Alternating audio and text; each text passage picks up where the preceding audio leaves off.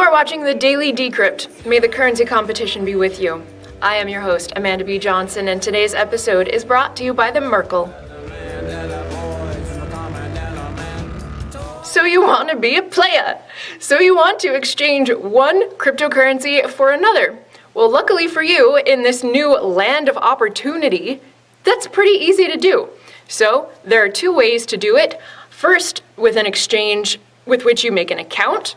And second, an exchange with which you don't make an account. I'm going to show you both, so saddle up, partner. So the first type, the one where you make an account. This is the kind you would want to go with if you want to do fancy things like set, buy, limit, sell orders, or I don't even know what the terms mean. Basically, if you want a bunch of fancy tools with which you can say, hey, if something ever reaches this price, buy it, or if it falls to this price, sell it, you'll want to use one of these types of exchanges. Now, personally, I have used two exchanges that require me to create an account. The first one is Poloniex, and the second one is BTER.com. BTER.com is scammy as shit, so stay away from them, and I'll tell you how to use Poloniex.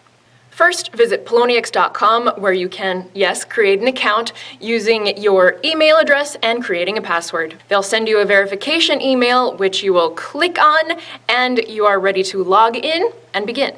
Click Balances, and from the drop-down menu, select Transfer Balances. You'll be taken to terms and conditions, which you can peruse at your leisure and agree or disagree to, although you probably can't trade if you don't agree to them. And once you've gone through them, click Submit.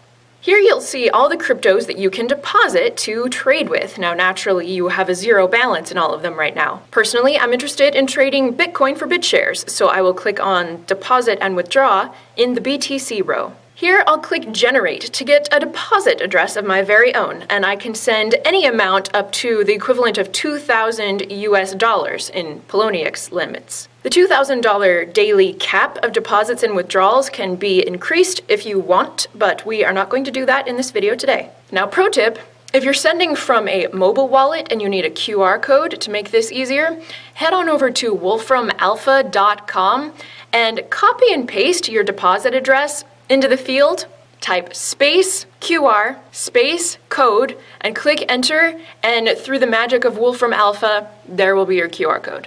And send that transaction. I'm sending about $50 worth of Bitcoin today.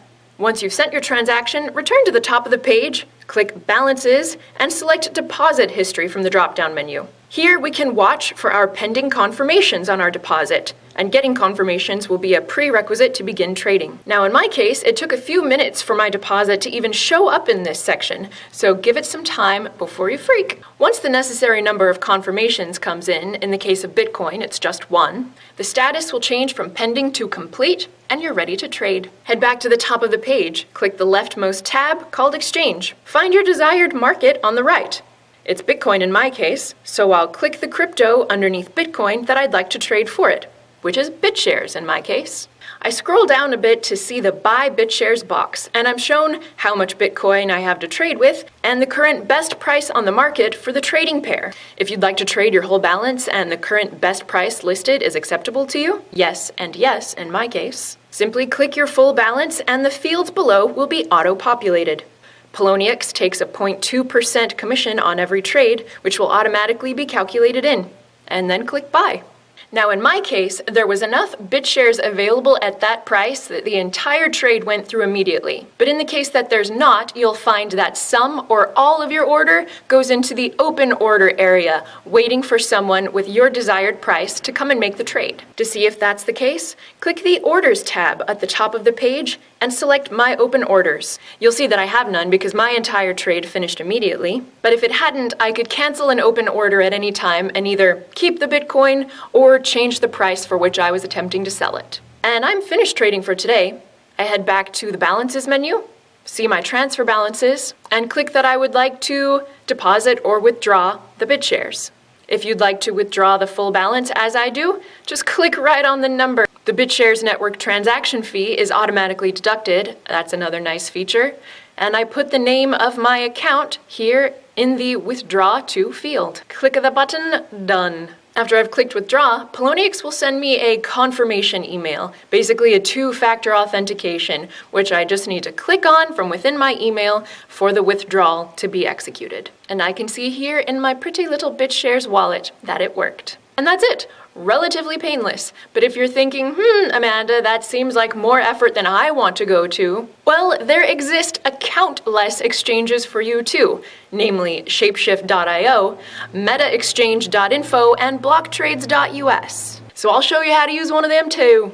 Navigate on over to Shapeshift.io, and if you watch this video anytime in the near future, it's probably going to still say click here to try the beta version. Let's do that. First, choose the coin you'd like to make a deposit in my case, Bitcoin again, and choose the coin that you would like to take back out.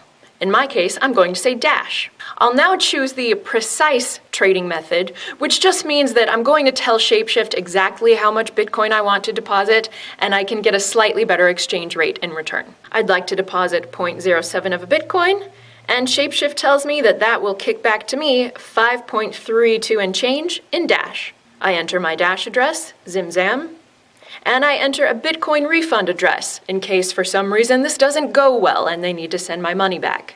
I agree to the terms and click Start Transaction. Shapeshift now tells me that I have just under 10 minutes to send that 0.07 of a Bitcoin to the address listed here. I'm going to send from my ultra-secure hardware wallet today. If you'd like to know what a hardware wallet is and how it works, click the words you see popping up on your screen now. And after sending, my deposit shows up as received within a few moments. Now, depending on Shapeshift's liquidity at the moment, the exchange itself, in my personal experience, has taken anywhere from 15 seconds to 15, even 30 minutes. There's no way to really know in this case, so relax, step away from the computer, and make yourself a Bloody Mary. In due time, you'll see that green check mark appear with the words, all done. And it is done. In the case of this particular trade that I did for this video, the total trade time was about 5 minutes. And that's all you need to know to use either of these types of exchanges. Now bear in mind that as centralized exchanges, there is a degree of trust involved when using these sites. So only use the ones with the best reputations, naturally. It's possible, even probable, nay, inevitable, that we will be exchanging peer-to-peer directly one with another via trustless protocols that will eliminate the profitability of committing fraudulent acts in the first place. Today's episode has been brought to you by The Merkle, a cryptocurrency and blockchain news source with something for everybody. The Merkle provides market analyses, technical tutorials, and hard-hitting news pieces about a broad range of important happenings in the crypto sphere. You can fall down the rabbit hole yourself at themerkle.com. And now I have a question for you, dear viewer, if you would oblige me. It's been suggested that I do an AMA, an Ask Me Anything, on the Daily Decrypt subreddit, where anybody could come and ask me any sort of question that they want. So I'd like to gauge market demand. Would you be interested in visiting Reddit and asking me a question on an AMA in a week or two, I guess? Let me know. Just post in the comment section below or tweet me at the Daily Decrypt. Thank you. Have a good day. Today we've spoken with Alejandro Colorado, Alex for short, a Daily Decrypt viewer we met at a Bitcoin conference in Mexico City.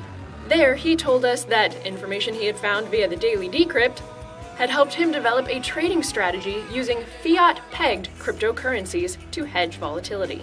Here's how he does it.